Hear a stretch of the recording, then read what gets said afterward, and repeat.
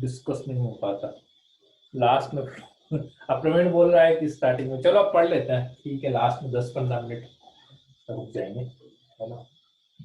देखो कंटिन्यूटी में क्या है कि कंटिन्यूटी यूं समझ लीजिए अब आपकी लिमिट से अपन एक स्टेप आगे आ गए अब अपन, है ना। मतलब क्या है, ये 3 स्टेप, एक तरह से 3 सीढ़ियां हैं। Like first step is the limit, then second is उससे ऊपर गए कंटिन्यूटी, और फिर उससे ऊपर गए अपन डिफरेंशियबिलिटी।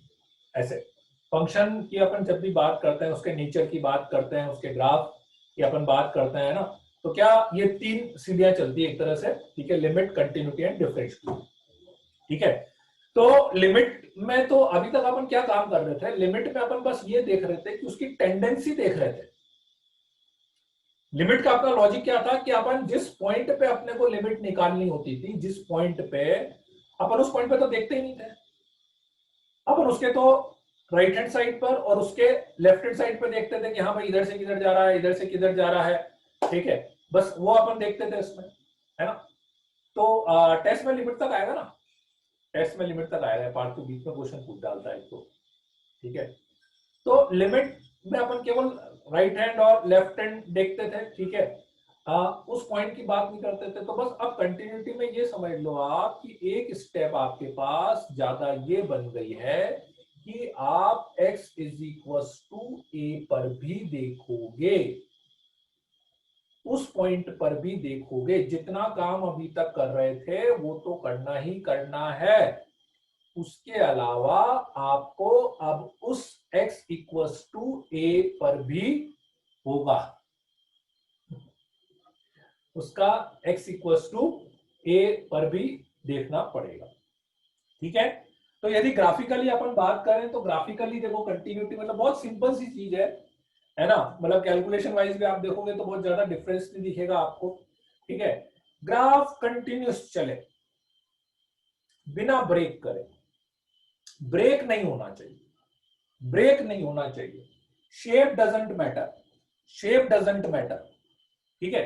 मतलब आप ग्राफ की भी बात करेंगे तो ग्राफ वाइज भी मतलब तीनों में आपको डिफरेंस दिखेगा कि लिमिट में अपन क्या देखना चाह रहे थे, कंटिन्यूटी में ग्राफ में अपन क्या देखना चाह रहे हैं, ठीक है, और डिफरेंशियबिलिटी में अपन क्या देखेंगे, तीनों में आपको डिफरेंस दिखेगा। तो जहां तक मैं कंटिन्यूटी की बात करूं तो यदि अपन ग्राफ से डील करेंगे तो बहुत ही आसान काम है, ठीक है। बस सीधे सीधे आपको ये देखना है कि उसका ग्राफ ब्रेक नहीं होना चाहिए, ठीक है। ब्रेक कैसे होता है ग्राफ, ब्रेक 2 तरीके से अपन ने देखा है ग्राफ को ब्रेक होते हुए। अभी तक यदि आप सारे ग्राफ्स की बात करेंगे तो 2 तरीके से आपने ग्राफ्स को देखा होगा ब्रेक होते हुए। Number 1 hollow circle dark circle होते हुए, number 1 hollow circle and dark circle की बात करें, जैसे कि मान लो ग्रेटेस्ट इंटीजर का ग्राफ बनता है, ये ग्राफ ब्रेक हो गया यहाँ पे, ये ग्राफ यहाँ पे ब्रेक हो गया, ठीक है। आप फ्रैक्शनल पार्ट x की बात करें, फ्रैक्शनल पार्ट x की बात करें तो फ्रैक्शनल पार्ट x, ये ग्राफ यहाँ पे ब्रेक हो गया। तो ये जैसे ऐसे जंप कर रहा है ना, jump, this is called break. Discontinuity, इसको बोलता हूं मैं डिसकंटिन्यूटी। ग्राफ ब्रेक एकदम जंप करिए, ठीक है, नंबर 1। नंबर 2 एसिम्पटोट्स, एसिम्पटोट्स, ठीक है, जैसे 10x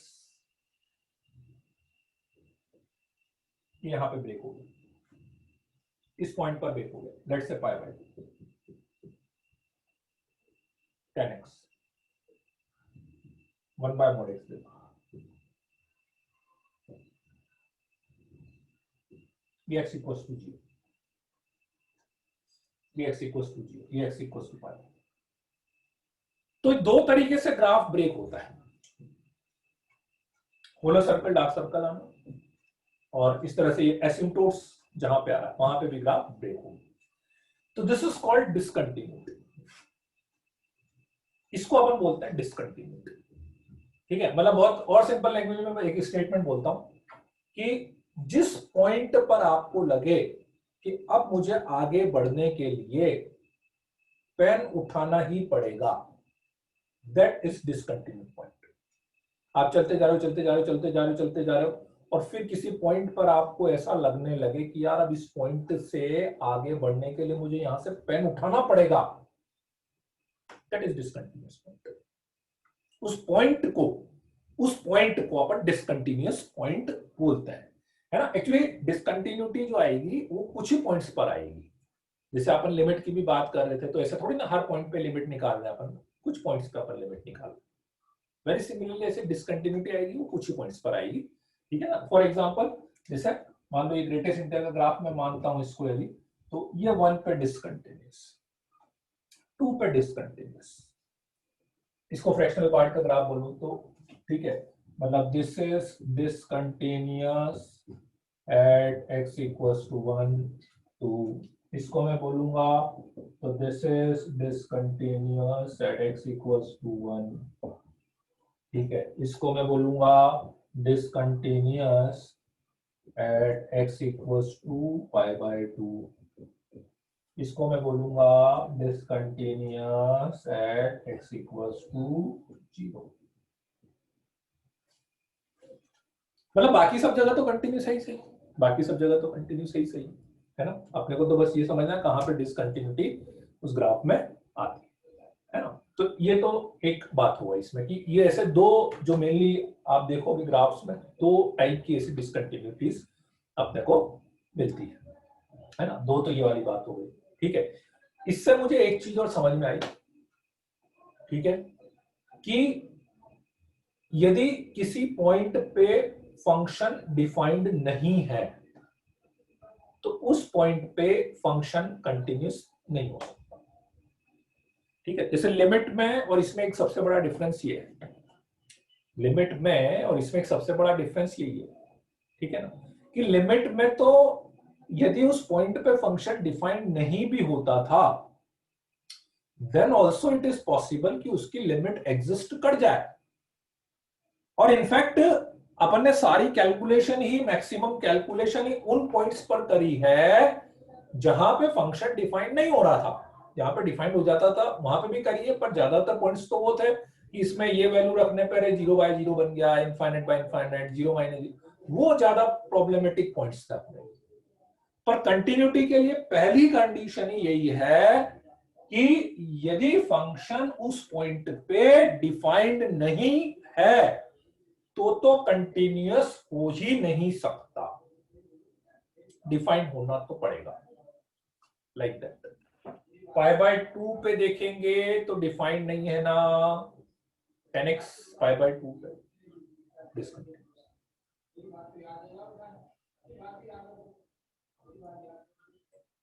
x equals to 0, x equals to 0 discontinuous, x equals to 0 पे डिसकंटिन्यूअस, ठीक है।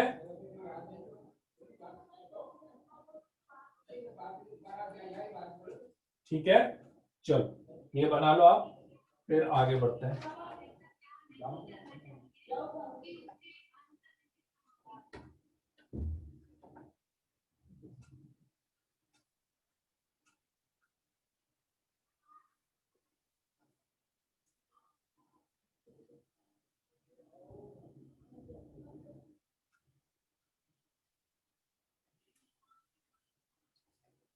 Second graph fractional part x का है, सेकंड ग्राफ जो है वो फ्रैक्शनल पार्ट एक्स का है।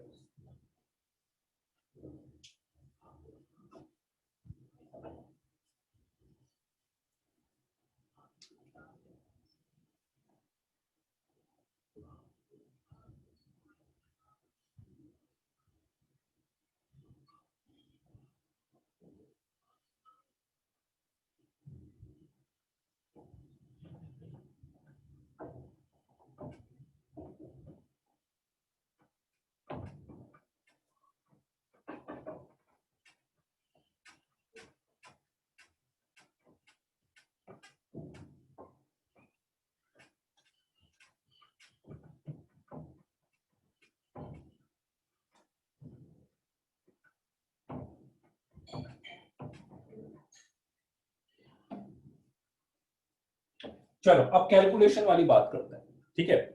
फोर्थ वाला ग्राफ था, अच्छा फोर्थ वाला ग्राफ मैंने जो ये वाला ग्राफ बनाया था ना, ये ग्राफ था बेसिकली, वैसे देखा जाए तो ये ग्राफ था y is equal to 1/mod x का ग्राफ था,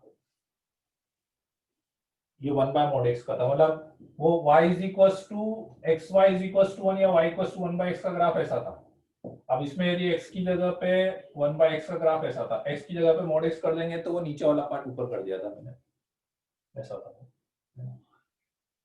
हाँ, तो नेक्स्ट बात जो अपन कर रहे थे वो थी लाइक कंटिन्यूटी में, ठीक है, कंटिन्यूटी में अभी तक ग्राफिकली बात करें, अब कैलकुलेशन पर आता हूं मैं। कैलकुलेशन में अपन कैसे चेक करेंगे कहां पे कंटिन्यूस है, कहां पे कंटिन्यूस नहीं है, ठीक है। तो कुछ नहीं, देखो बेटा करना अपने को वही है, लेट्स से ये x इक्वल्स टू a है, y एक्सिस नहीं है, x इक्वल्स टू a है, मान लो ऐसा कोई ग्राफ अपन बना ले, ठीक है। तो अब की बार क्या होगा, अब की बार क्या होगा कि आपको राइट हैंड लिमिट भी निकालनी है, लेफ्ट हैंड लिमिट भी निकालनी है, और एफ ऑफ ए भी निकालना है। राइट हैंड लिमिट भी निकालने हैं, लेफ्ट हैंड लिमिट भी निकालनी है, और एफ ऑफ ए भी निकालना है। और ये क्या होना चाहिए आपके पास, सब चीजें फाइनाइट ही होनी चाहिए, ये सब चीजें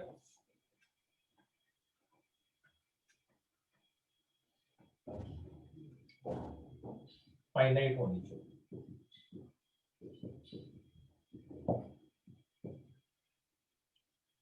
right hand limit left hand limit equals to F of A finite आ जाए तो अपन बोलेंगे कि फंक्शन कंटिन्यूअस होगा। तो बस अब आपको एफ ऑफ ए भी निकालना है ना। अच्छा, अब एफ ऑफ ए जब आप निकालेंगे ना बेटा, तो एफ ऑफ ए कैसे निकालेंगे, कुछ भी नहीं करना है, directly x equals to a function में रख देना है, बिना कुछ सॉल्व करे हुए, ये ध्यान रखना।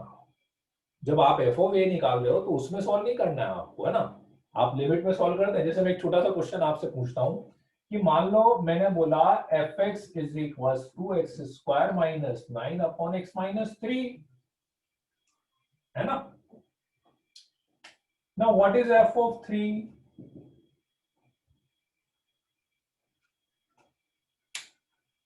व्हाट इज एफ ऑफ 6 है 6 6 बोलोगे कि नॉट 0 नॉट डिफाइंड 6 बोलोगे कि नॉट डिफाइंड बोलना चाहिए, सर नॉट डिफाइंड डिफाइंड बोलेंगे ना, यही चीज मैं समझा रहा था आपको। वो जो 6 है वो तो लिमिट निकाली आपने, वो तो 6 जो बोल रहा है ना वो तो लिमिट है आपकी, right hand limit left hand limit, तो लिमिट की जरूरत ही, यदि एफ ऑफ 3 निकल ही जाता तो मैं लिमिट की जरूरत ही नहीं पड़ती फिर तो मेरे को, ठीक है। तो यही पॉइंट मैंने अभी बोला था कि जब आप एफ ऑफ ए निकालोगे तो उस समय सॉल्व नहीं करना है फंक्शन को, जैसा आ रहा है वैसा आने दो उसको, 0/0 आ रहा है, इनफाइनाइट बाय इनफाइनाइट आ रहा है, नॉट डिफाइंड आ रहा है, कुछ भी आ रहा है, वो एफ ऑफ ए तो एफ ऑफ ए ही है, मतलब वो उसमें दिमाग नहीं लगा सकता कि उसमें बोलो फैक्टर करके मैं कॉमन करके कैंसिल कर दूंगा, रेशनलाइजेशन कर दूंगा ना, उसमें कुछ नहीं कर सकते, वो तो एज इट इज है। तो इसीलिए जो मैंने स्टेटमेंट अभी बोला था ना, स्टेटमेंट जो बोला था कि if fx is not defined at x equals to a, then it cannot be continuous. It cannot be continuous at x equals to a. ठीक है, कि यदि fx जो है वो x इक्वल्स टू ए पर डिफाइंड नहीं है तो फिर ये x इक्वल्स टू ए पे कंटिन्यूस नहीं हो सकता, वहीं पे बात खत्म कर दो आप, फिर RHL LHL की जरूरत ही नहीं है, ठीक है। जैसे फॉर एग्जांपल मान लो आपने अभी जो फंक्शन लिखा था दिस, बिना कुछ सॉल्व करे इसको बोलूंगा discontinuous at x equals to 3, आप fx is equals to 10x की बात करोगे तो मैं बिना कुछ सॉल्व करे बताऊंगा discontinuous at x is equals to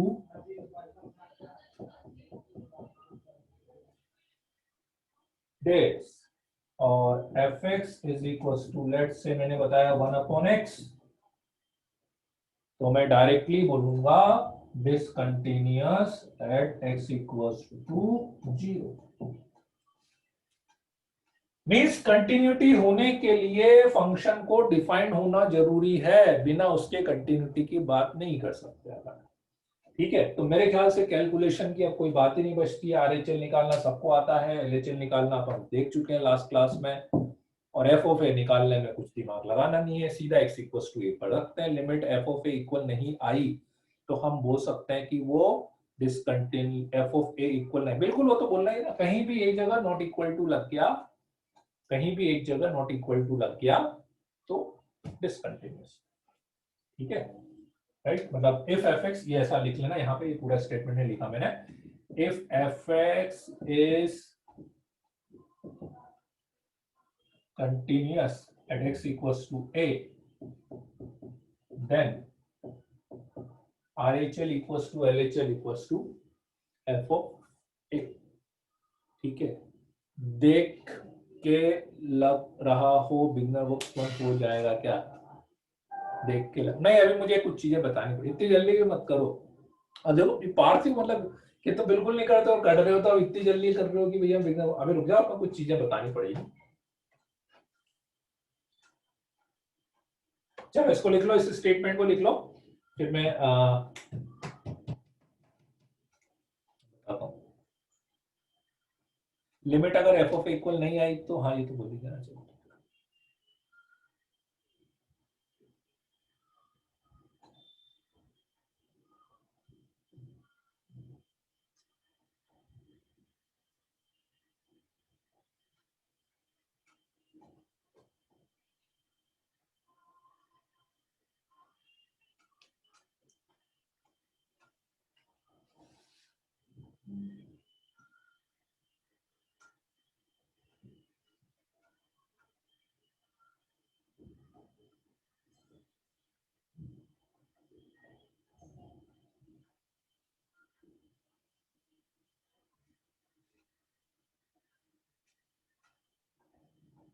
manipulation करके वैल्यू डालने और सीधे सीधे वैल्यू डालने में क्या डिफरेंस है? ये डिफरेंस है शिवांश, शिवांश देखो, मैनिपुलेशन करके वैल्यू डालने का मतलब ये है कि आपने एक्चुअली फंक्शन को चेंज कर दिया है, we have taken the different function. तो वो जो अपन लिमिट निकाल रहे हैं, जैसे आप ध्यान करो तो मतलब अपन लिमिट में क्या एक तरह से मैनिपुलेशन करने के बाद वैल्यू उसमें भी डालते थे, अभी जैसे इसमें भी आप डालोगे 3 बाद में भी, लिमिट में भी, और एफ ऑफ ए निकालना है तो भी 3 डालोगे। तो डिफरेंस इज दैट कि जब मैं मैनिपुलेशन करके जब वैल्यू डालता हूं तो मुझे फंक्शन की वैल्यू नहीं मिलती। ठीक है, वो मुझे लिमिटिंग वैल्यू मिलती है, उसके नेबरहुड की वैल्यू मिलती है, उसके आसपास की वैल्यू मिलती है। और जब मैं डायरेक्ट वैल्यू डालता हूं तो मुझे डायरेक्ट फंक्शन की वैल्यू मिलती है। This is the difference. ठीक है,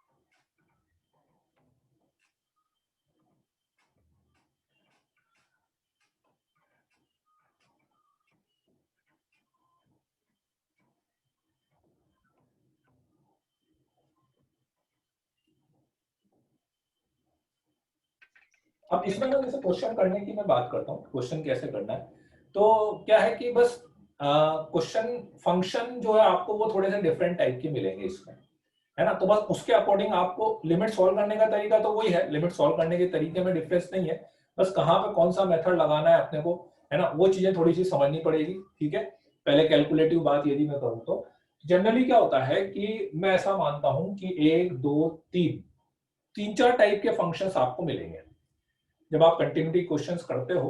ठीक है ना, पहले एक पॉइंट पे मैं कंटिन्यूटी की बात कर रहा हूँ कि एक पॉइंट पे यदि मुझे कंटिन्यूटी चेक करनी हो तो मैं कैसे चेक करूंगा, तो उस केस में मुझे तीन चार टाइप के फंक्शंस मिलने वाले हैं।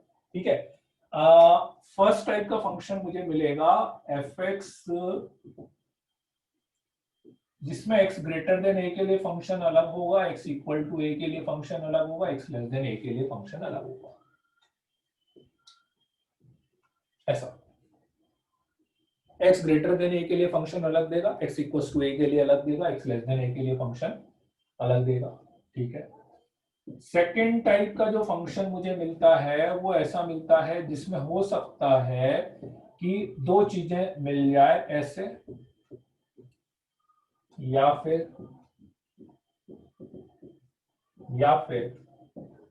ऐसा और ऐसा।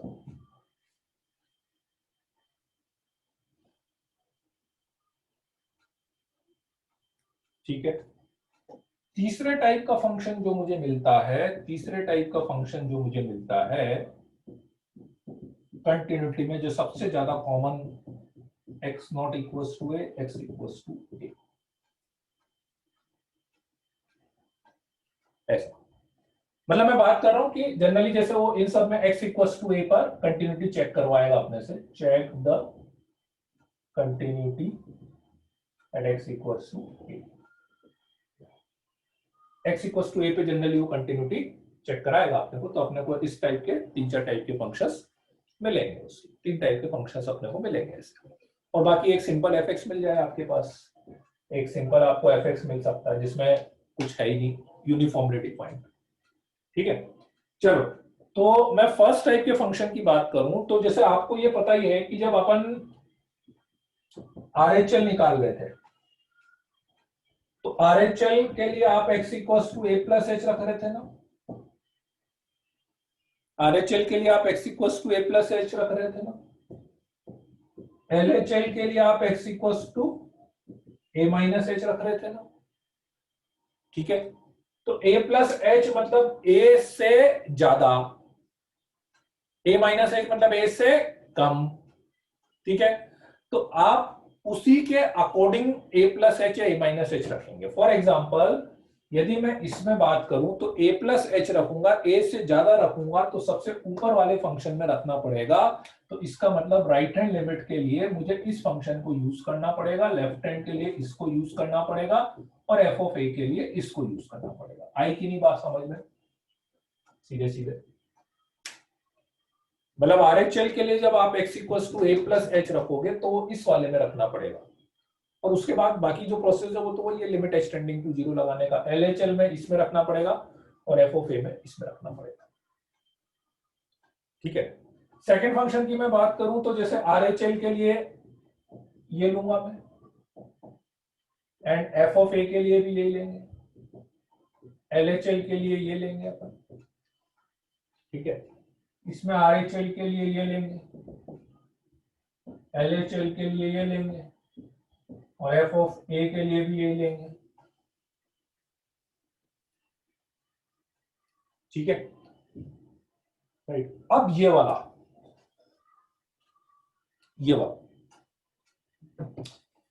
इस वाले केस में थोड़ा सा ध्यान रखना पड़ेगा आपको। इसमें RHL भी इससे निकलेगा एंड LHL भी इससे निकलेगा, और एफ ऑफ ए इससे निकलेगा। RHL भी फर्स्ट वाले से निकलेगा, LHL भी उससे निकलेगा, और एफ ऑफ ए जो है वो इससे निकलेगा। ठीक है कि नहीं? ये वाला पॉइंट आ रहा है कि नहीं समझ में? अभी जो मैंने बताया ये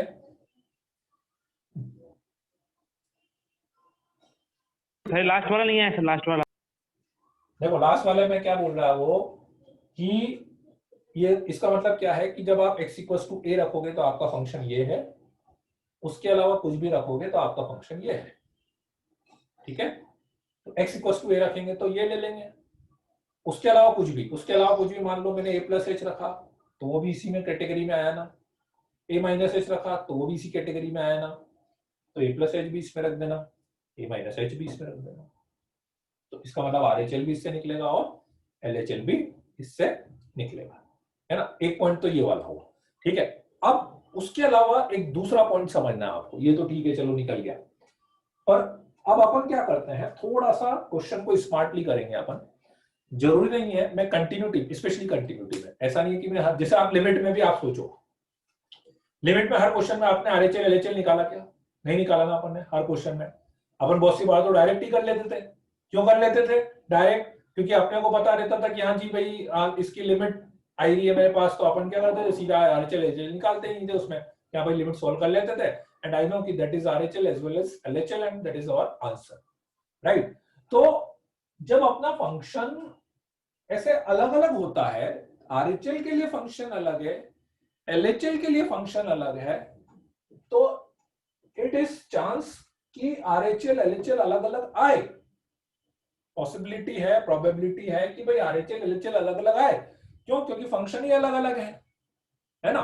लेकिन इस वाले केस में, थर्ड वाले जो केस की मैं बात कर रहा हूं, इसमें मुझे आरएचएल भी इससे निकालना है, एलएचएल भी इससे निकालना है, राइट। अब ध्यान से समझना बेटा कि आरएचएल भी इससे निकालना है, एलएचएल भी इससे निकालना है।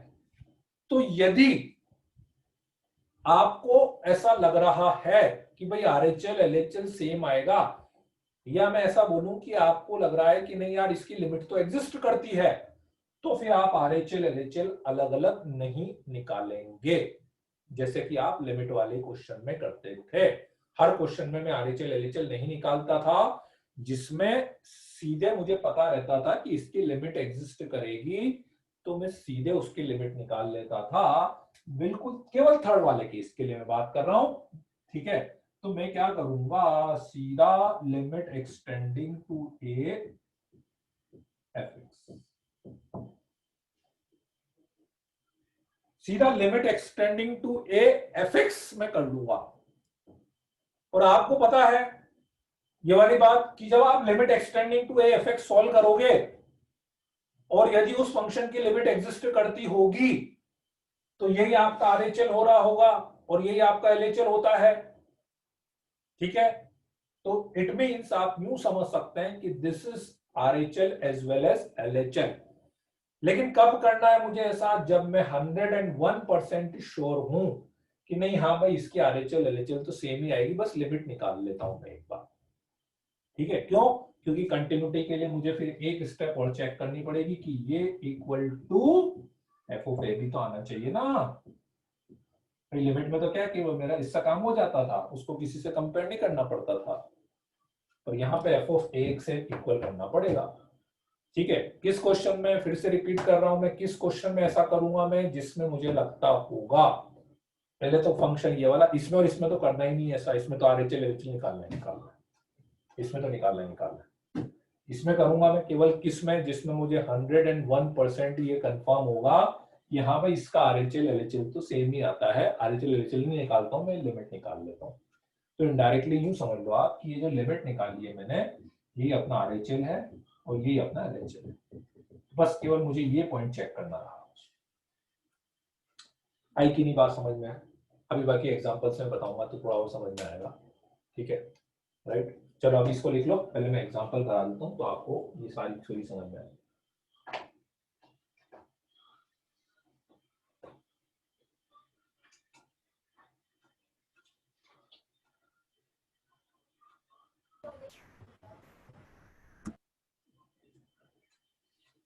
तो ज्यादातर क्वेश्चन क्या ऐसे ही मिलते हैं एक्चुअली इसमें।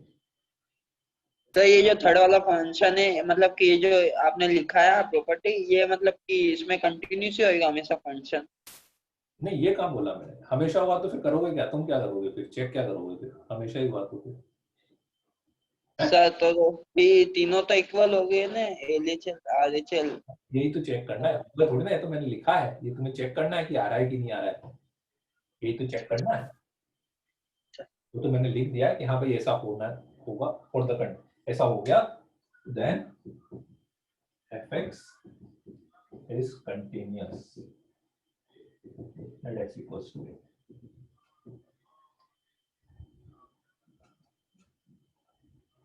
ठीक है,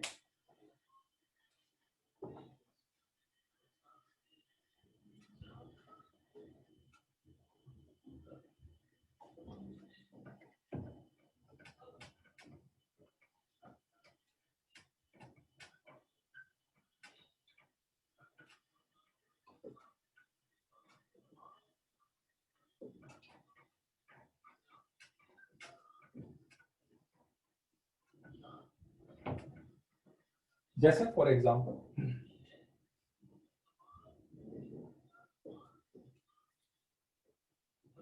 fx is equals to minus x for x greater than 0, 0 for x equals to 0, x for x less than 0, है ना। पहले एलिमेंट्री क्वेश्चंस में बता देता हूं आपको, ठीक है, कैसे कैसे मिलेंगे। जैसे मान लो ये आ गया मेरे पास, ठीक है, चेक द कंटिन्यूटी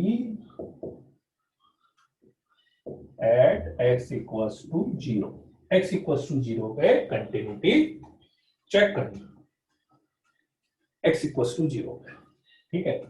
RHL निकालेंगे, तो मैंने क्या बताया था बेटा, RHL निकालने के लिए 0 प्लस h रखूंगा, तो बता सकते हो ना कि 0 प्लस h मतलब एक तरह से 0 से ग्रेटर रख रहा हूं, तो 0 से ग्रेटर यदि मैं रखूंगा तो मुझे ऐसा फंक्शन ढूंढना पड़ेगा जिसमें मैं x ग्रेटर देन 0 रख सकता हूं।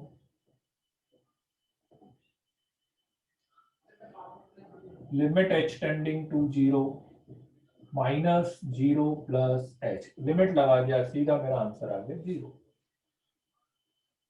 LHL करेंगे तो x equals to 0 minus h करेंगे तो 0 से कम इसमें रखना पड़ेगा ना बेटा, तो limit h tending to 0, 0 minus h, limit लगाया तो ये 0 आ गया। देन f ऑफ 0 मतलब सीधा सीधा ये दिया हुआ है 0, तो मैं बोलूंगा RHL equals to LHL equals to f of 0, so function is continuous at x equals to 0।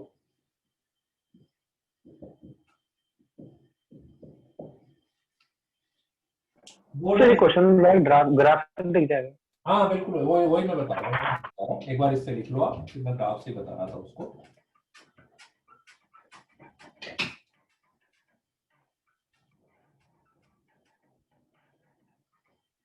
Board में आएगा तो आपको ये करना पड़ेगा, पूरी ये 3 लाइनें लिख के और ये 4 लाइन लिख के आपको बतानी पड़ेगी बोर्ड में आएगा तो, ठीक है। और बाकी मेंस एडवांस में करना हो तो मैं इतना सब कुछ नहीं करूंगा, यदि आपको ग्राफ अच्छे से आता है तो बहुत सिंपल सा तरीका है, x इक्वल्स टू 0 पे 0 हो गया, यहाँ से ग्राफ जा रहा है, x ग्रेटर देन 0 के लिए y equals to minus x line ऐसी बनती है ना, तो x ग्रेटर देन 0 के लिए y equals to minus x line ऐसी बनेगी, है ना, और x लेस देन 0 के लिए y equals to x line ऐसी बनती है, तो ये लाइन ऐसी बनेगी। तो मुझे साफ साफ दिख रहा है कि ग्राफ कंटिन्यूस चलता जा रहा है, कहीं पर ब्रेक नहीं हो रहा है, तो मैं डायरेक्टली x इक्वल्स टू 0 पे कंटिन्यूस बता सकता हूँ। ऐसा बोर्ड के लिए ये पूरा प्रोसेस आपको दिखाना पड़ेगा बोर्ड में लिख लिख के, ऐसा। बाकी अपने को करना हो अपन ऐसा कर सकते हैं।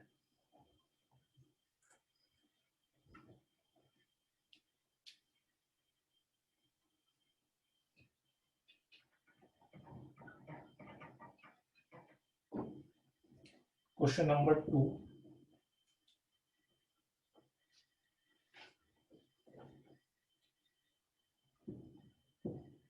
fx is equal to x cube plus x square minus 16x plus 20 divided by x minus 2 का whole square and k.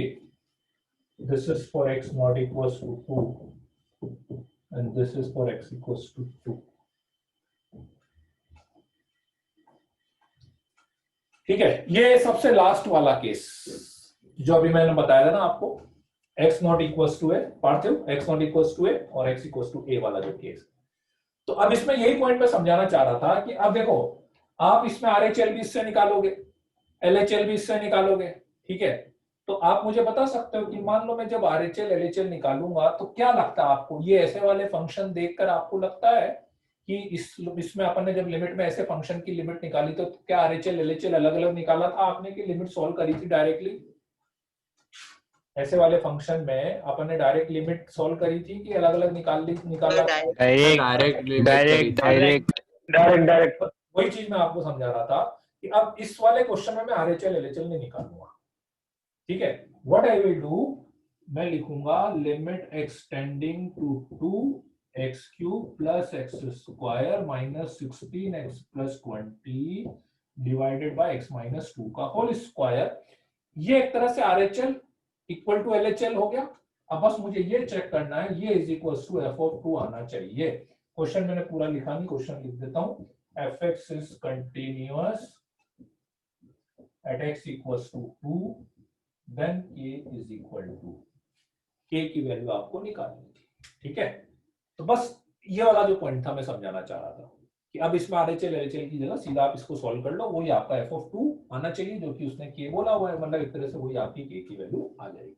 पर मैं बस यही पॉइंट बोल रहा था जीरो है, नहीं जीरो पे आएगी। ठीक है, बस ये 7 आएगी, मतलब ये आप जब बिल्कुल 101% कंफर्म हो जाए ना कि हाँ भाई इसकी लिमिट तो एग्जिस्ट करती है, तब आपको करना है। यदि आपको 1% भी, और कब मैंने बताया आपको लास्ट क्लास में कि जनरली कब अपन करते हैं, मॉड आ रहा हो, ग्रेटेस्ट इंटीजर, फ्रैक्शनल पार्ट, ये सब चीजें आएगी तो फिर अपने को RHL LHL निकाल, इस वाले केस में लॉपिटल लगा लेते हैं। वैसे तो लॉपिटल से ज्यादा इजीली हो जाएगा। Limit extending to 3x square plus 2x। अब लॉपिटल आप स्टार्ट कर सकते हो लगाना, -16 ट्वाइस ऑफ x माइनस 2। ठीक है, एक बार और कर लेते हैं, 6x प्लस 2 अपॉन 2 तो 7 आ जाएगा, x इक्वल टू 2 रखेंगे तो 7 आ जाएगा, तो k की वैल्यू 7 आ जाएगी, k की वैल्यू 7।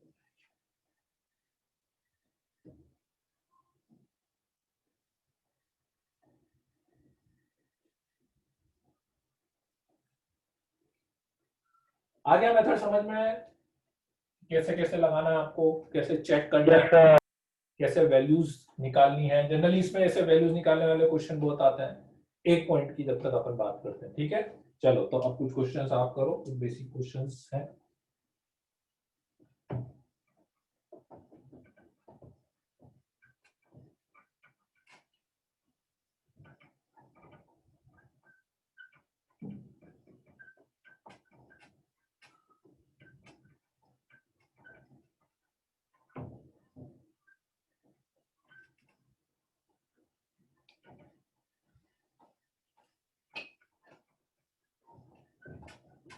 सर ये क्वेश्चन कंटिन्यूस होगा कि डिसकंटिन्यूस, ये जो आपने बताया? क्वेश्चन में दिया था बेटा, अपने कंटिन्यूस है। क्या था कि fx is continuous at x equals to 2, then k की वैल्यू आपसे पूछी थी, तो इसलिए जब फंक्शन कंटिन्यूअस दिया हुआ था तो इसलिए मैंने डायरेक्टली उसको इक्वल कर दिया।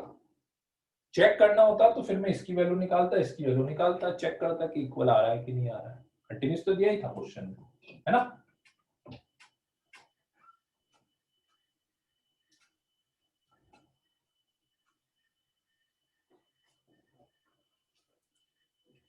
fx is equal to sin ax square upon x square, x not equal to 0 and 3/4 plus 1/4a for x equals to 0। ठीक है, if fx, question number 3, fx is continuous at x equals to 0, then find the value of a। करो तो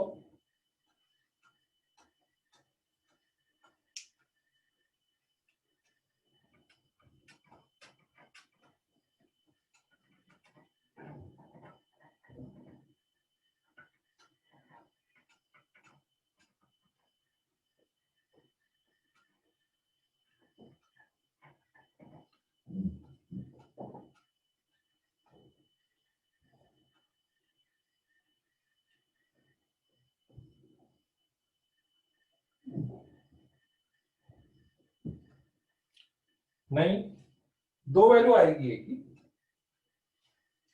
एक की दो value आएगी।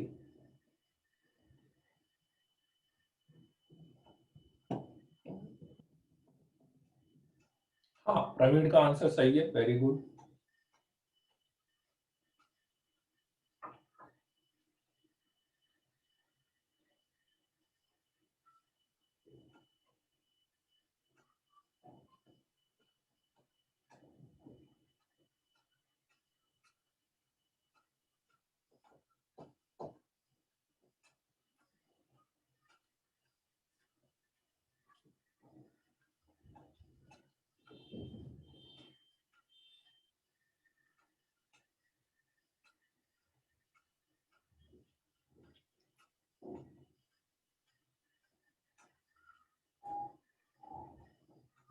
सही है। आस्था थोड़ा प्लस माइनस की गड़बड़ हो रही है।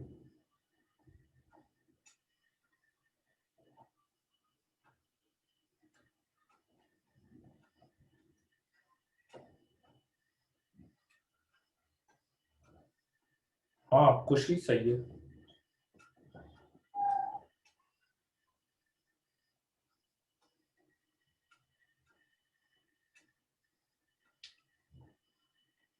अब सही है, ठीक है, हो गया। इसमें भी RHL LHL अलग अलग निकालने की जरूरत है नहीं, डायरेक्टली मैं limit extending to 0 sin x square upon x square कर देता, a से डिवाइड a से मल्टीप्लाई करके, ये तो 1 हो गया, ये a आ गया, और ये आपका f(0) के इक्वल होना चाहिए, और f(0) है मेरे पास 3/4 प्लस 1/4 a, ठीक है। 4a एलसीएम ले लिया तो a is equal to 4a LCM लिया तो 3a प्लस 1 आ जाएगा, ठीक है। तो 4a square minus 3a minus 1 equals to 0, तो a is equals to -1 and 1/4 आ जाएगा।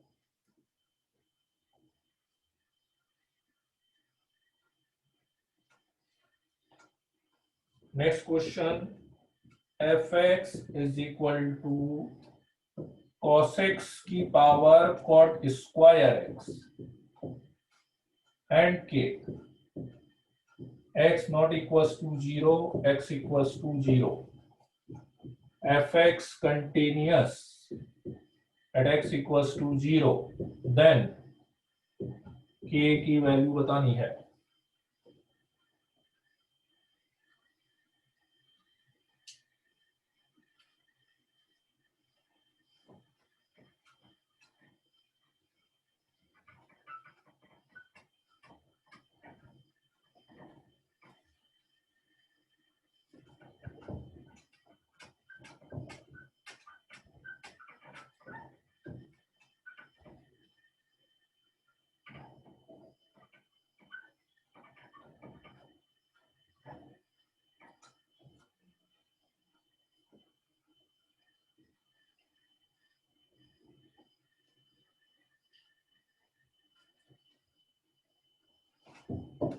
नहीं त्रिलोक,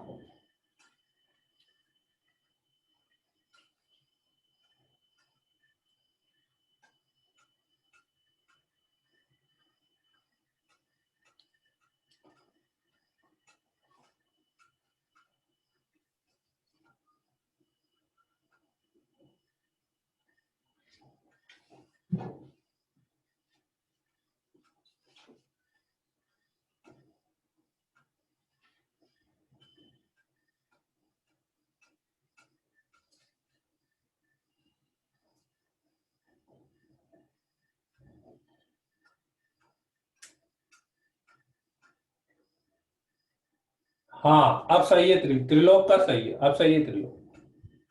नहीं नहीं नहीं नहीं, अच्छा e पावर 1/2 बताया, थोड़ी गड़बड़ है अभी भी त्रिलोक, थोड़ा सा गड़बड़ हो रहा है। नहीं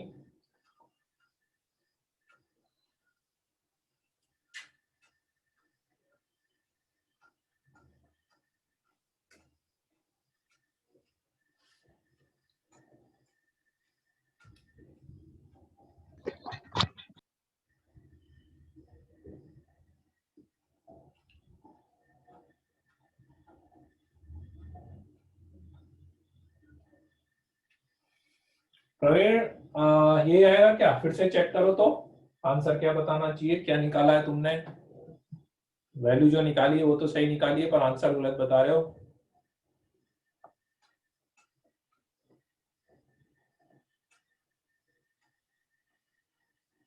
सही आंसर किसी का नहीं है अभी तक, वैल्यू आप लोग निकाल रहे हो, कुछ बच्चे सही निकाल रहे लेकिन आंसर सही नहीं बताया।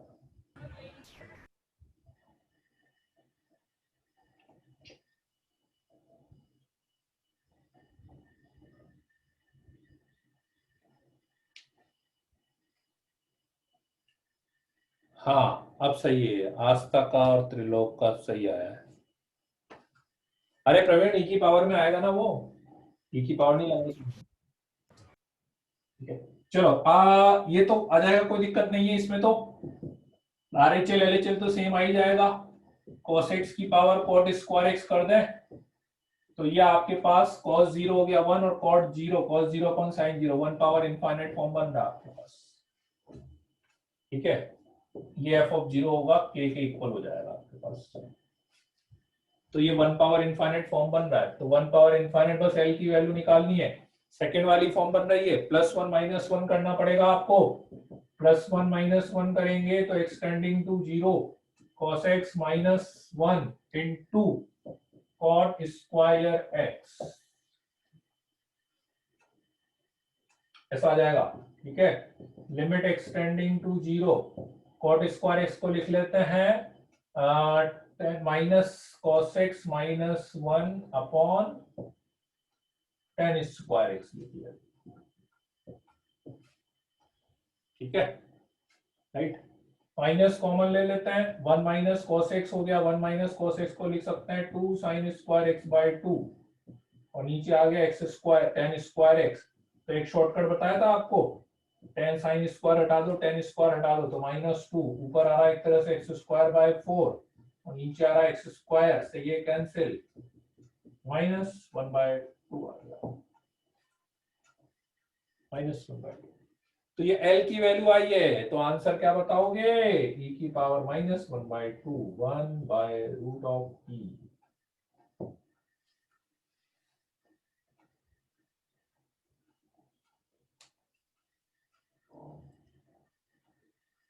अच्छा, देखा तो नहीं मैंने यार माधव तुम्हारा।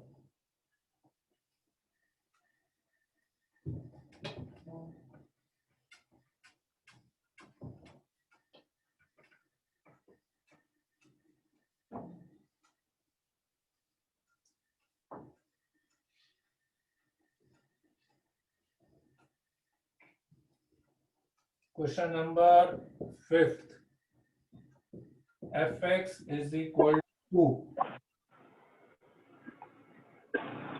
x e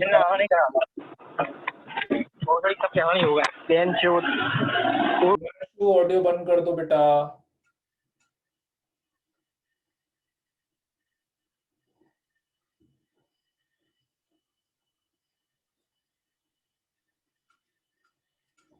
x e power -1 by mod x plus 1 by x 0.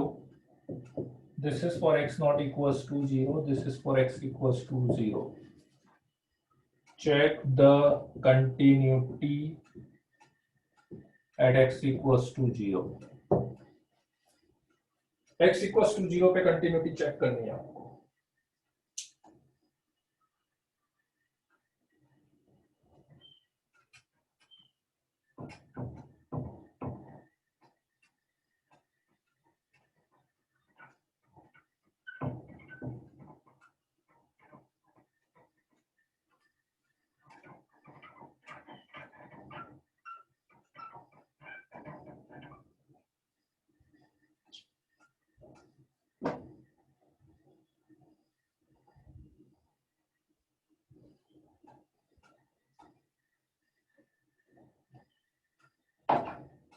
हाँ, उसमें प्रवीण ये ध्यान रखना, देखो वो ऑब्जेक्टिव क्वेश्चन में भी पता है पहला ऑप्शन -1/2 देगा वो, ये हमेशा ध्यान रखना है, गलती होती है।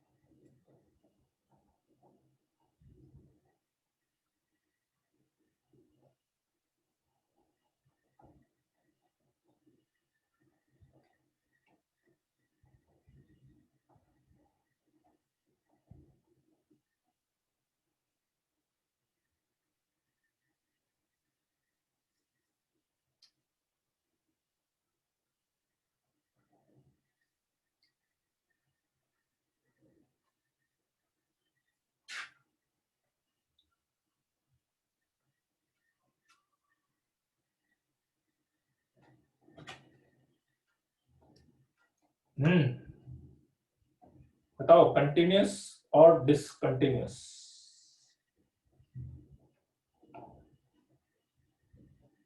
क्या क्या RHL LHL क्या क्या आ रहा है,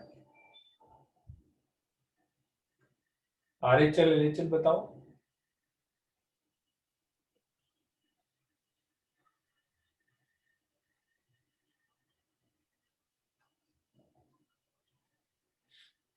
मुझे पता था पार्थिव का, तो ये आया reply.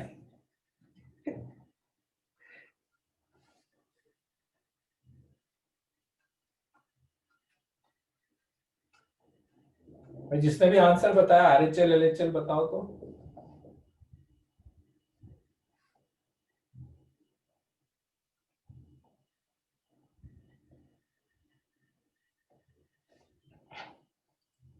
Zero and H E power 2/h। नहीं लक्ष्मण, शिवांश ने बोला है 0 and 1। ठीक है चलो देखते देखें। लेट्स से RHL यदि मैंने निकाला होता, ठीक है। अच्छा अब इसमें एक चीज तो समझ में आ गई आपको कि इसमें RHL LHL निकालना पड़ेगा आपको, ठीक है। इसमें आप लिमिट नहीं निकाल सकते, e पावर 1/x वाला फंक्शन आ रहा है, मोड आ रहा है, तो इसलिए ये तो क्लियर है कि इसमें आपको RHL LHL निकालना पड़ेगा। Now this is the difference. अब आप देखो अभी तक जो अपन ने 2-3 प्रॉब्लम्स करी थी जिसमें मैं डायरेक्ट लिमिट निकाल रहा था और इसमें मैं RHL LHL निकाल रहा हूं, ये डिफरेंस है। क्योंकि इसमें मुझे लग रहा है यार एक तो e पावर 1/x आ रहा है तो उसमें चांस रहता है, दूसरा मोड भी चल रहा है इसमें तो वो भी प्रॉब्लम करता है, तो इसलिए इसमें आपको RHL। तो इसलिए ऐसा भी नहीं है कि ऐसे वाले हर फंक्शन में मैं लिमिटें निकालता हूं, है ना, प्रॉब्लम पे डिपेंड करता है, कहीं पे जरूरत हो तो कर लेते हैं अपन ऐसा, ठीक है। तो लेट्स से RHL यदि मैं करूंगा तो RHL क्या होगा कि 0+h रखेंगे RHL के लिए, तो 0+h रखा RHL के लिए, 0+h limit h tending to 0, 0+h और into e to the power minus 0+h रखा तो ये भी 1/h आ गया, ये भी 1/h आ गया, ठीक है। तो यहां पर आ जाएगा मेरे पास limit h tending to 0 h into E power -2/h आ गया, h into E power -2/h आ गया।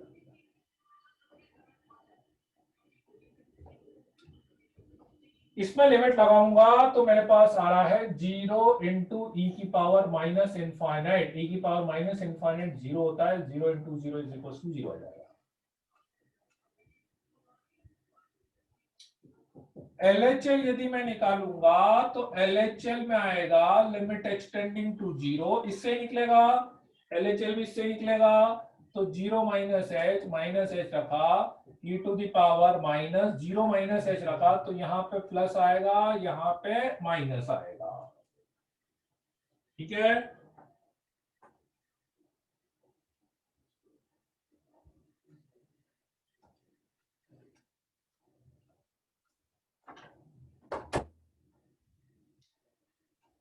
जीरो -h रखा तो -h का मॉड +h और 0 -h रखा यहाँ पे ये।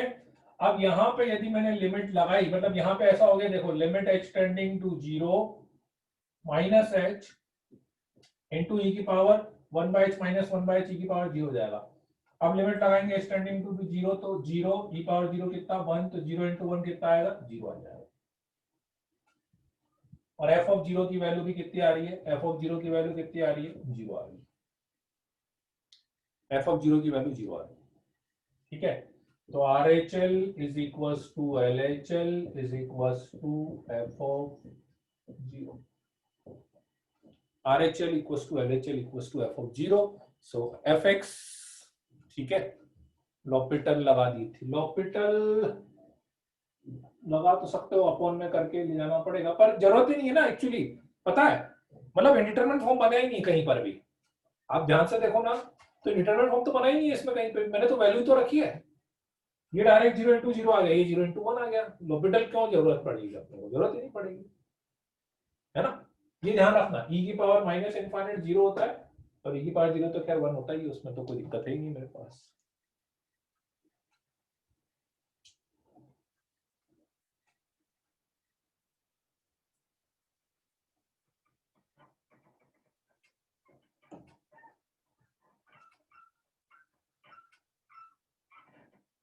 ठीक है,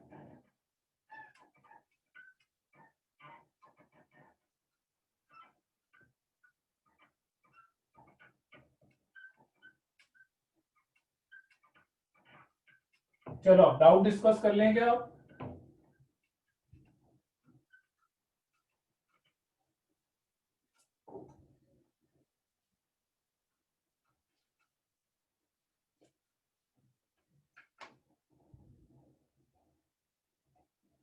एक्सरसाइज 1 के, है ना, चलो बताओ एक्सरसाइज 1 में क्वेश्चन नंबर 1 से लेके 5 तक में है क्या? फर्स्ट वाले में, फर्स्ट वाला एक्चुअली देखा जाए ना तो लिमिट तो है ही नहीं वो, मतलब एक तरह से वो तो क्या है, सीरीज है, 1/1 into 3, 1/3 into 5 plus up to n terms, है ना। तो यूं समझ लो एक तरह से इसको ना, एक वो सीरीज होती है ब्रेक करने वाली, तो यूं समझ लो कि मैंने 2 से मल्टीप्लाई और 2 से डिवाइड कर दिया इसको, तो इस 2 को मैंने लिख लिया 3 माइनस 1, है ना, 1 इंटू 3, इस 2 को लिख लिया मैंने 5 माइनस 3, वो एक होता है डिफरेंस, मेथड ऑफ डिफरेंस होता है एक तरह से, है ना। तो ऐसे यदि मैं अलग अलग करूंगा यहाँ पे, तो ये 3 से 3 कैंसिल, 1/1 माइनस 1/3 प्लस 1/3 माइनस 1/5, ऐसे करते जाएंगे तो लास्ट में आएगा मेरे पास nth टर्म में, ये हो गया 1 3, तो nth टर्म में आएगा 1/2n minus 1 minus 1/2n plus 1, ये सारी टर्म्स कैंसिल हो जाएगी मेरे पास, तो आपके पास बचेगा 1/2 1 minus 1/2n plus 1, limit n tending to infinite, common लेना, एलसीएम लेना तो ले सकते हैं, जरूरत नहीं है, लिमिट लगाएंगे तो ये 1/इनफाइनाइट, ये 0 हो जाएगा, तो 1 इंटू 1/2 कितना बचेगा मेरे पास, 1/2 बच जाएगा। 0 इंटू है, ये डॉट जो है ना वो इंटू है, अच्छा डेसिमल समझ लिएगा आपने, इंटू है वो, इंटू है वो, तो 2 से मल्टीप्लाई और 2 से डिवाइड करा था अपन ने एक तरह से, है ना। और बताओ 10 तक में और कोई डाउट है क्या?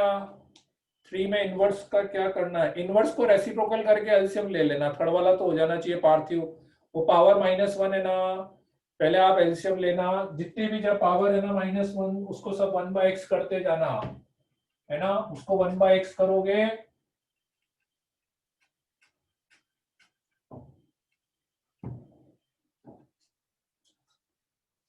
4/x² माइनस ये 1/x लिख लेना, minus 1 minus 3x plus x² upon यहाँ पे 1 माइनस x³ की होल पावर -1 है, यहाँ पे एलसीएम लोगे तो ये हो जाएगा 4x अपॉन, एलसीएम लोगे तो x³ -1, यहाँ से माइनस कॉमन ले लेना तो ये प्लस हो जाएगा, और ये भी हो जाएगा x³ -1, एलसीएम सेम आ जाएगा, दोनों को ऐड कर लेना, दोनों को ऐड करोगे तो x³ minus 3x plus 4x हो जाएगा, x² प्लस x प्लस 1, नीचे x³ -1 के फैक्टर्स हो जाएंगे x minus 1 x² plus x plus 1, ये होल पावर -1, ये कैंसिल हो जाएगा, तो 1 अपॉन x माइनस 1 की पावर -1 मतलब x माइनस 1 डायरेक्टली आ जाएगा, ठीक है।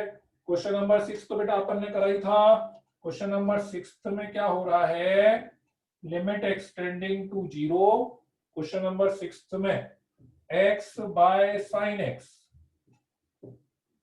Minus sine x by x upon tan x by x, ठीक है, याद आ रहा है ये कुछ अभी अपन ने करा था, तो वहां पे देखो आप कंक्लूजन समझना, एक चीज का डिफरेंस आ रहा था बस, ठीक है, अपन ने जो करा था उसमें sine x upon x less than 1 आया था, तो उसका जो ग्रेटेस्ट इंटीजर था sine x upon x less than 1 था, ठीक है, तो उसका जो ग्रेटेस्ट इंटीजर आ रहा था लिमिट एक्सटेंडिंग टू 0 पे, वो 0 आ रहा था, याद है। पर अब sine x by x less than 1 है, तो x by sine x greater than 1 आएगा, तो उसका ग्रेटेस्ट इंटीजर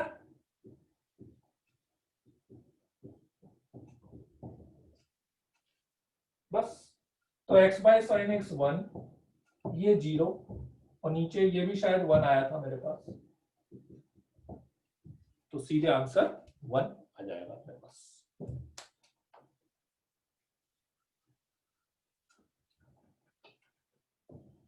और 10 तक में और कोई डाउट है क्या?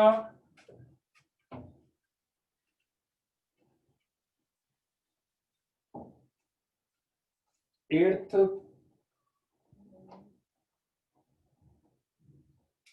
क्वेश्चन नंबर 8 है लिमिट x टेंडिंग टू 0 10 और फिर ब्रैकेट में है fractional part of x minus 1, दिख रहा है कि नहीं, दिख रहा है ना यहाँ पे, हाँ, fractional part x minus 1 into sine fractional part of x divided by fractional part x into fractional part x minus 1, ठीक है, x टेंडिंग टू 0 पर। क्वेश्चन में फ्रैक्शनल पार्ट x आ रहा है, तो इसलिए ये तो क्लियर है कि right hand left hand limit अलग अलग निकालनी है, ठीक है। तो राइट हैंड लेफ्ट हैंड अलग अलग निकालने का तरीका सबको पता है, ठीक है। अब बस दो चीजें समझ लेना, दो चीजें मेरे को बता दो आप, तो आपका क्वेश्चन बहुत आसान हो जाएगा कि 0 प्लस h का फ्रैक्शनल पार्ट कितना और 0 माइनस h का फ्रैक्शनल पार्ट कितना।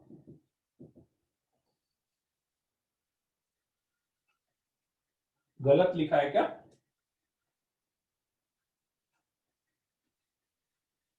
गलत लिखा है क्या मैंने? ब्रैकेट में 10 of fractional part x minus, सही तो लिखा है? नहीं, सही है। कौन बोल रहा गलत है?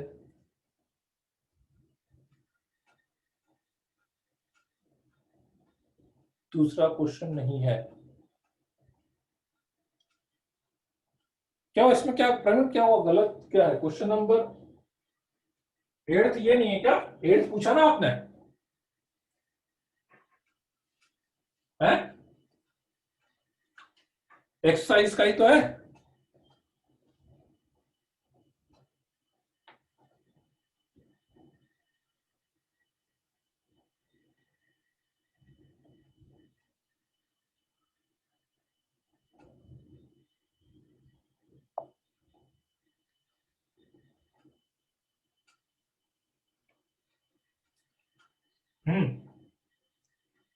बोलो प्रवीण।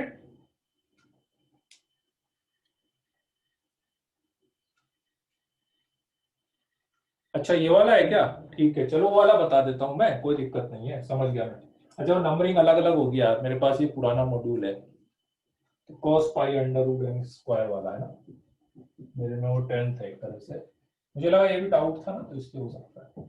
ये वैसे मैं बता देता हूँ, ये ध्यान रख लेना, 0 प्लस एच, एच का फ्रैक्शनल पार्ट एच ही होगा, और 0 माइनस एच का फ्रैक्शनल पार्ट 1 माइनस एच होगा। माइनस एच का फ्रैक्शनल पार्ट 1 माइनस एच होगा, और 0 प्लस एच, एच का फ्रैक्शनल पार्ट जो है वो एच होता है, ठीक है। आपका जो क्वेश्चन है वो है cos of pi under root of n square plus n, है ना, वेयर एन इज इंटीजर, ठीक है। ये फॉर्म कौन सी बनी, एक तरह से देखा जाए तो ये फॉर्म कैसी इंडिटरमिनेट फॉर्म बनी कि नहीं? जैसे अपन यहाँ रखेंगे n tending to infinite, infinite plus infinite, infinite का अंडर रूट इनफाइनाइट आ रहा है ना, इनफाइनाइट इंटू पाई। अब इनफाइनाइट इंटू पाई एक तरह से ऑसिलेटिंग टाइप का हो गया, इनफाइनाइट इंटू पाई की वैल्यू अपन प्रिडिक्ट नहीं कर पा रहे, इनफाइनाइट इंटू पाई की वैल्यू प्रिडिक्ट ही नहीं कर पा रहे, ठीक है। तो क्या करेंगे,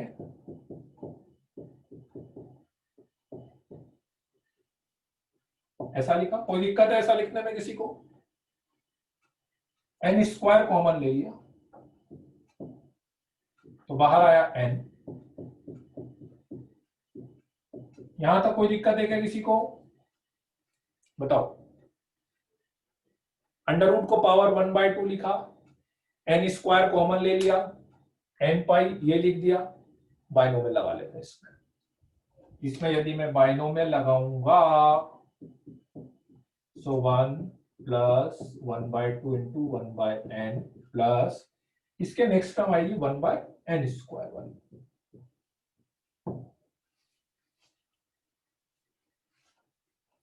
ठीक है, राइट। चलो इसके बाद cos n पाई अंदर जाएगा प्लस n से n cancel, π/2 plus 1/n square, ऐसा आएगा मेरे पास।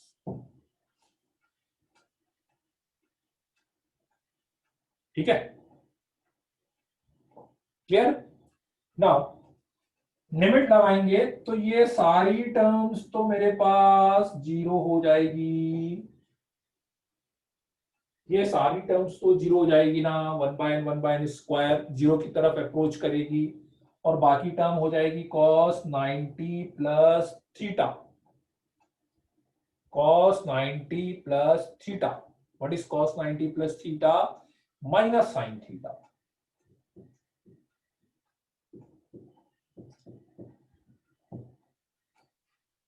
और n जो भी है इंटीजर है, तो इंटीजर का यदि मैं मल्टीपल लूंगा तो साइन n पाई की वैल्यू कितनी आएगी? जीरो आएगी। साइन n पाई की वैल्यू जीरो आएगी। बस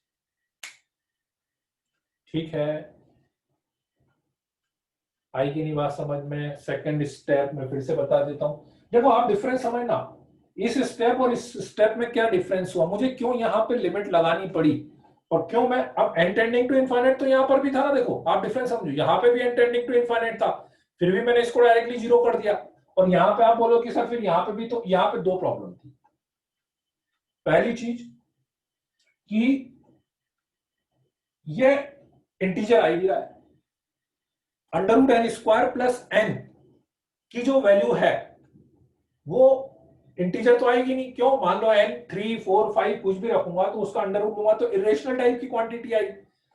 तो cos सम pi into sum number, pi into sum number की वैल्यू क्या आएगी मुझे नहीं पता है, और वो नंबर भी इनफाइनाइट की तरफ अप्रोच कर रहा है। सबसे बड़ी प्रॉब्लम ये, इसमें मुझे कंफर्म पता है कि n आप इनफाइनाइट ले लो, कुछ भी ले लो, लेकिन आप इंटीजर तो लोगे ना।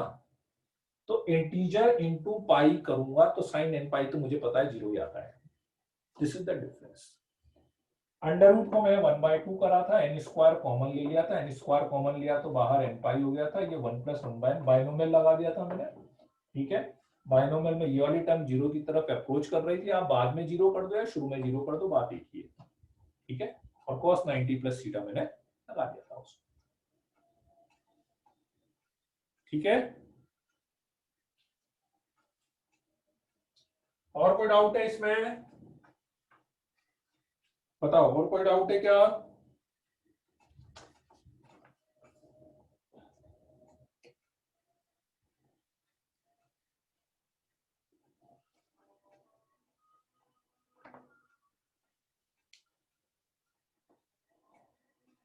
ट्वेंटी फर्स्ट वाला कौन सा है? 21st वाला फिर आपको बताना पड़ेगा, थोड़ा सा एक दो स्टेटमेंट लिख के या कुछ लेके बता दो मेरे को। 15 का ए, प्रवीण का 15 का ए पूछ रहा है। 15 कौन सा वाला है प्रवीण? तुम्हारा कौन सा? पहले 15 वाला बता देता है। 15 कौन सा है? थोड़ा सा एक दो हिंट दो मेरे को, या अनम्यूट भी कर सकते हो तुम, मैंने अनम्यूट किया हुआ शायद से तुम्हें प्रवीण।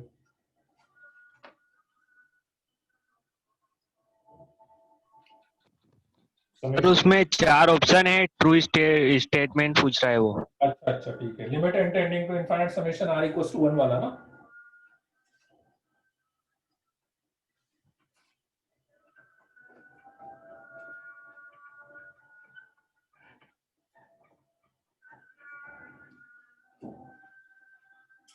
इसमें limit n tending to infinite summation greatest integer summation r = 1 से लेकर n तक 1/2 टू द पावर r,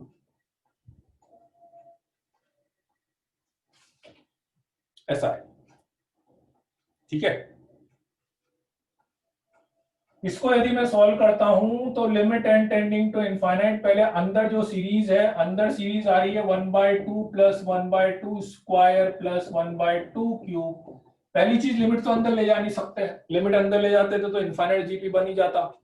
ठीक है, तो जीपी बन रहा है, जीपी का सम आता है सबको, जीपी का sum a1 minus r to the power n upon 1 minus r। इसमें तो कोई दिक्कत नहीं है ना किसी को? जीपी के सम का formula Parthiv a 1 minus r power n upon 1 minus r, a first term r common ratio, ठीक है। ये 1/2 से 1/2 कैंसिल हो गया, limit n tending to infinite लगाओगे तो limit n tending to infinite पे 1 minus 1/2 to the power n हो गया, ठीक है। तो मुझे साफ साफ दिख रहा है कि ये वैल्यू 1 से कम आएगी, ये वैल्यू 1 से कम आएगी। 1 माइनस 1/2 की पावर n करेंगे तो ठीक है, कुछ पॉजिटिव नंबर आएगा, तो ये वैल्यू 1 से कम आएगी, ठीक है। और ये वैल्यू मतलब पॉजिटिव ही आएगी, मतलब कुल मिला के ये वैल्यू 0 से 1 के बीच में आएगी, तो उसका ग्रेटेस्ट इंटीजर 0 हो जाएगा, उसका ग्रेटेस्ट इंटीजर 0 हो जाएगा, ठीक है। मतलब ग्रेटेस्ट इंटीजर में बस यही ध्यान रखने वाला पॉइंट रहता है कि कब अपन अंदर ले जा सकते हैं, कब अंदर नहीं ले जा सकते, वो थोड़ा सा ध्यान रखने वाला पॉइंट होता है बस, ठीक है ना, ग्रेटेस्ट इंटीजर वाले में।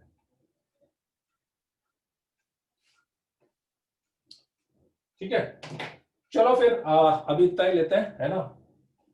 बाकी नेक्स्ट क्लास में कंटिन्यू करते हैं अपन इसका, डाउट्स भी नेक्स्ट क्लास में और अपन ले लेंगे, ठीक है। हाँ, नेक्स्ट क्लास में लेते हैं बेटा 21 या जो भी डाउट है ना, पहले वो वाले डाउट ले लेंगे, उसके बाद अपन आगे कंटिन्यू करें, ठीक है। चलो, okay then, bye bye, good night.